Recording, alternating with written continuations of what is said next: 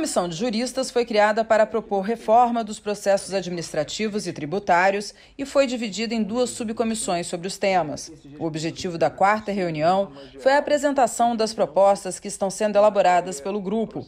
O relator do processo administrativo, o professor Walter Araújo, explicou que concentrou esforços na alteração da Lei 9784 de processos administrativos. Sempre com a preocupação de não propor nada que seja assim, muito fora do que é viável de aprovação, sendo até um pouco conservador, mas trazendo novidades enfim, novidades importantes para a evolução da lei de processo. E a gente optou por concentrar esforços na alteração da Lei 9784. A ideia é dar à Lei 9784 o caráter de uma norma geral de procedimento em matéria processual administrativa, para que ela seja o parâmetro processual administrativo de toda a administração pública brasileira, né, em todos os níveis federativos, na União, nos estados, no Distrito Federal e nos municípios.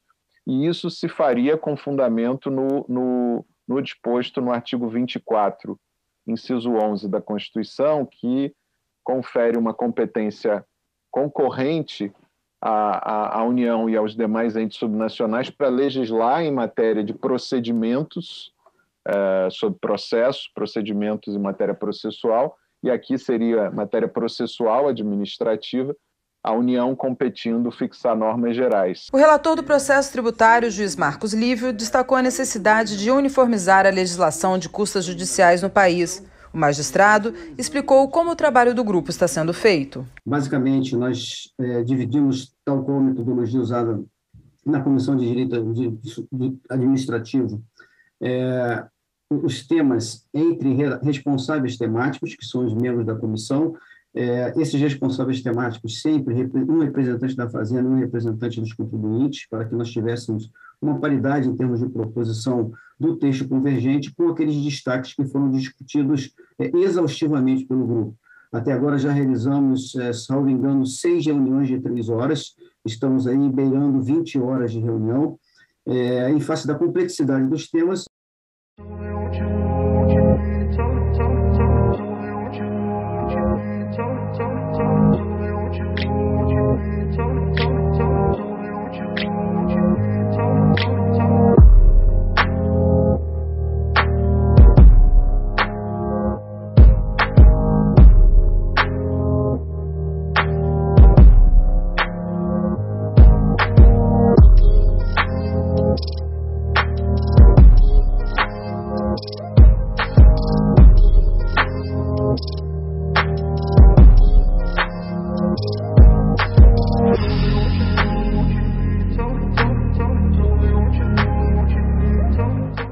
No total, foram aprovados cerca de 1,8 bilhão de reais em créditos extraordinários, principalmente para atender regiões atingidas por enchentes.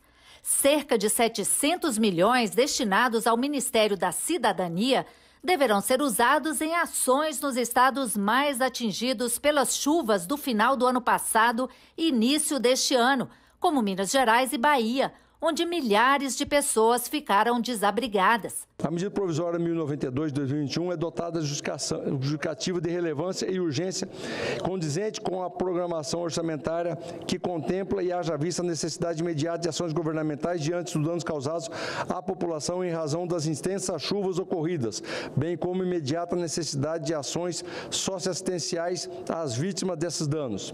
Outro crédito extraordinário para o Ministério da Cidadania, no valor de 167 milhões, deverá garantir a distribuição de cestas básicas a comunidades quilombolas em situação de vulnerabilidade. Essa medida provisória ela é absolutamente meritória, sobretudo no período em que nós estamos vivendo, não é? Saindo desse período de pandemia com uma grave crise econômica brasileira. Então, na verdade, essa medida provisória ela chega em boa hora. Aliás, os quilombolas são povos tradicionais, uma minoria muito vulnerável no Brasil. O Ministério do Desenvolvimento Regional teve aprovado um crédito extraordinário de 550 milhões. O dinheiro vai apoiar estados atingidos pelas chuvas, e também afetados pela estiagem, como os estados da região sul. Também foram aprovados 418 milhões para o Ministério da Infraestrutura para a reconstrução de rodovias destruídas pelas chuvas em 14 estados. Valor esse arregimentado pelo governo do presidente Bolsonaro para recuperar estradas que foram danificadas em função das chuvas do fim do ano passado e início também desse ano, principalmente na recuperação emergencial das pistas que foram interrompidas por quedas de barreiras e alagamento nos estados do Acre, Amazonas, Bahia, Espírito Santo, Goiás, Maranhão, Minas Gerais, o meu Mato Grosso, Pará, Piauí, Rio de Janeiro, Rondônia, São Paulo e também Tocantins. Os senadores aprovaram também a medida provisória que estabeleceu o salário mínimo de R$ 1.212 este ano, valor que já está sendo pago desde janeiro. A relatora, senadora Soraya Tronic, rejeitou 2 emendas que aumentavam esse valor, mas reconheceu que ele não é suficiente. E eu confesso que eu gostaria de trazer, com essa medida provisória, gostaria de trazer para os brasileiros uma notícia melhor do que a que a gente traz hoje, da manutenção do valor determinado na medida provisória de R$ 1.212.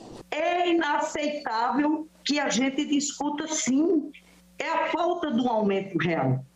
Colegas e vocês que estão me ouvindo, eu sempre aprendi que do mínimo não se tira, se acrescenta. Então, o governo baseou esse aumento do salário mínimo no INPC de 10,2 de 2021, quando a gente sabe que foi 10,16, gente. Daria, que não é suficiente, R$ 1.212.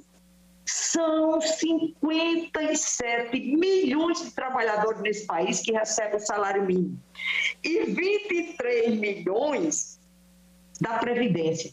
Isso movimenta a economia, principalmente dos pequenos e médios municípios. Salientar como é cruel ver a senadora Soraya, com toda a sua indignação, ter que recusar emendas que elevariam o valor do salário mínimo, sob o argumento de que não há previsão de fundos. É terrível isso. Não há previsão de fundos para aumentar R$1 no salário mínimo. Mas existe sim previsão de fundos para 30 bilhões de emendas secretas, emendas do relator. Existe sim previsão de fundos para 5 bilhões para fundo eleitoral.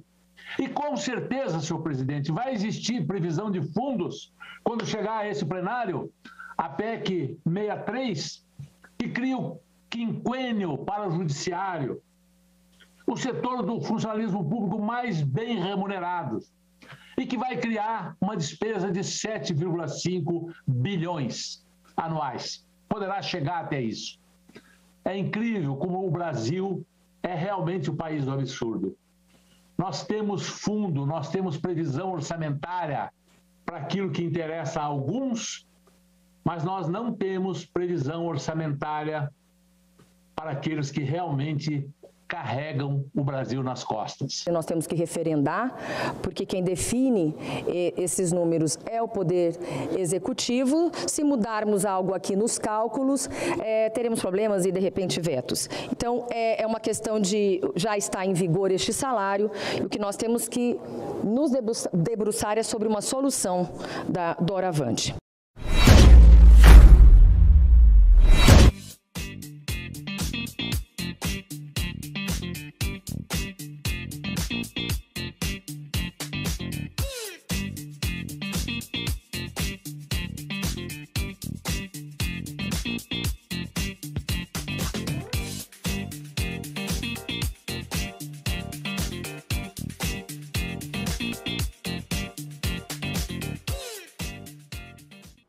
Os motoristas que estão com a CNH, Carteira Nacional de Habilitação, vencida entre janeiro e fevereiro de 2021, precisam, ficar atentos, tá? Pois termina no próximo dia 31 de maio o prazo para renovar o documento.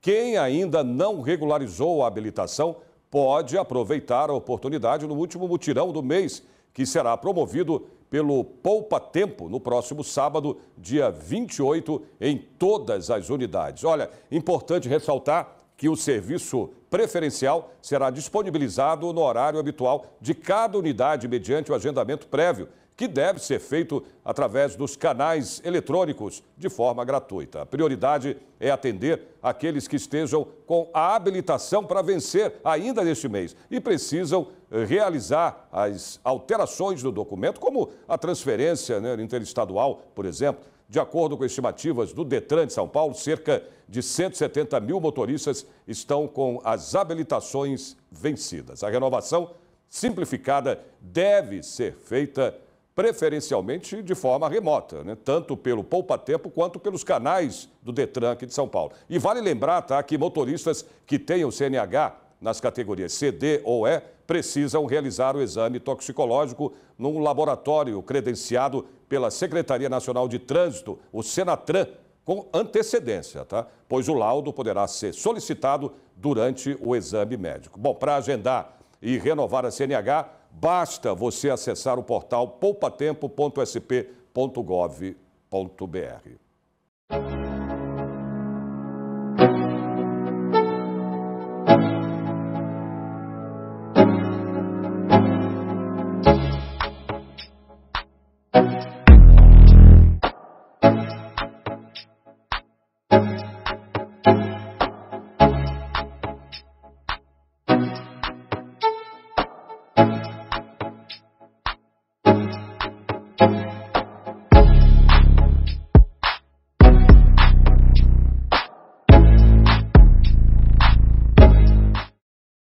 Amanhã é Dia Nacional de Redução da Mortalidade Materna. Uma das ações do governo para reduzir esse risco é a reestruturação da rede de atenção materna e infantil.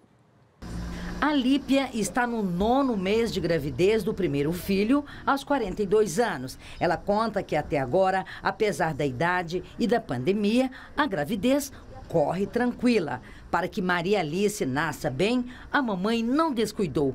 Fez todas as consultas do pré-natal. Toda vez que você vem ao médico, você fica mais aliviada, porque eles passam exames e analisam. Aí você fica mais tranquila. Entre 2020 e 2021, o Brasil registrou 2.682 mortes de gestantes e 2.672 mortes de mães após o parto. Os dados são do Ministério da Saúde. As causas dos óbitos estão sendo investigadas, mas a maioria está associada a hipertensão, infecção e hemorragia, doenças que podem ser evitadas. Nós podemos identificar fatores de risco que as pacientes possuem e utilizar nessas pacientes medicações preventivas para o desenvolvimento, principalmente da pré-eclâmpsia. Para fortalecer e ampliar ainda mais o cuidado com as gestantes e bebês na rede pública, o Ministério da Saúde instituiu a nova rede de atenção materno-infantil, RAME, ampliando os investimentos de 924 milhões de reais para 1 bilhão e 600 milhões de reais por ano. Os recursos foram repassados aos estados e municípios para o desenvolvimento de ações estratégicas da assistência à maternidade. A Aline é um exemplo. Hoje veio para a revisão do parto após um mês de nascimento do filho Murilo. Mãe de primeira vez, a gente sempre tem medo, né? Só que sempre eles estavam me auxiliando, me falando que ia dar tudo certo e deu tudo certo, graças a Deus. E faltam uma semana para o encerramento da campanha contra o sarampo. Até agora, somente 25% das crianças com menos de 5 anos tomaram a vacina. Manchas vermelhas pelo corpo, febre e tosse, sintomas do sarampo, que foi erradicado aqui no Brasil em 2016, quando a cobertura vacinal chegou a 99%.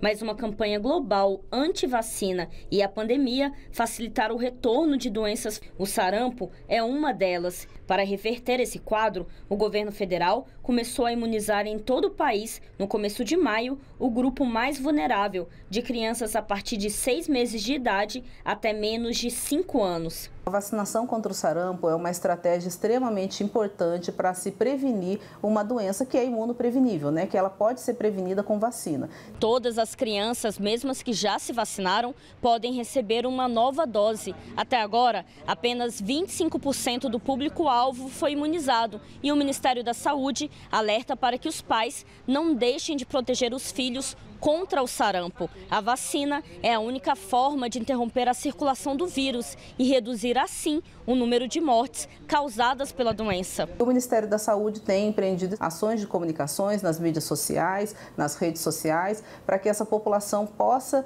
ser, então, chamada a procurar as salas de vacinação, e a nossa meta é vacinar 95%. Hoje, no universo de quase 13 milhões, apenas 3 milhões e 350 mil crianças foram imunizadas. Mayumi, de 4 anos, já contribuiu para aumentar esse número. Hoje, com tanta tecnologia e conhecimento, e a gente está podendo evitar pegar, adoecer, com certeza é a melhor coisa que a gente faz é prevenir nossas crianças. Rafaela fica de olho na caderneta do Ian, de 6 meses. Ela não se arrisca quando o assunto é a saúde do filho. Acho que é uma obrigação nossa como os pais manter essa caderneta dele em dia. Tudo para mim assim que ajuda ele não ficar doente ou não ficar gripadinho, alguma coisa assim, eu prefiro deixar ele imune a isso. Solange e Ricardo, vocês prometem se amar na saúde ou na doença, na construção ou na reforma da sala ou da cozinha, no quarto do bebê ou na piscina, para que uma obra nunca os separe? Sim. Sim. Então contratem um engenheiro. Na hora de construir ou reformar, conte com quem você pode confiar. Contrate um engenheiro. Exija a sua RT e sejam felizes para sempre. Com FEA. Obra com engenheiro, você pode confiar.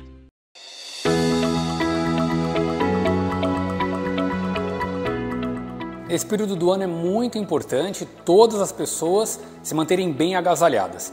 Também é importante ter cuidado especial com as pessoas mais vulneráveis, como as crianças e os idosos. À noite é muito importante manter as janelas e as portas fechadas para evitar a entrada do ar frio também. Se puder optar por usar tapetes, também é importante. Os tapetes mantêm o local mais aconchegante e também protegem do frio. Aproveitar o dia para manter as portas e janelas abertas, para que o sol entre e para que também haja a circulação do ar. Outro ponto importante, se for utilizar aquecedores dentro dos cômodos, dos quartos, principalmente, manter o ambiente úmido. Então usar junto com o aquecedor, utilizar também um umidificador.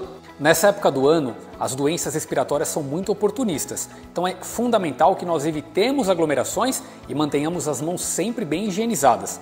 Jamais improvisar aquecedores dentro de casa, isso é muito perigoso, pode gerar um incêndio, pode gerar também até a morte, pela sufocação. Também não podemos nos esquecer dos nossos pets. Cuidar dos animais, mantê-los sempre bem aquecidos. Se puder destinar um local dentro de casa para que eles se abriguem no período noturno, é o ideal, com certeza.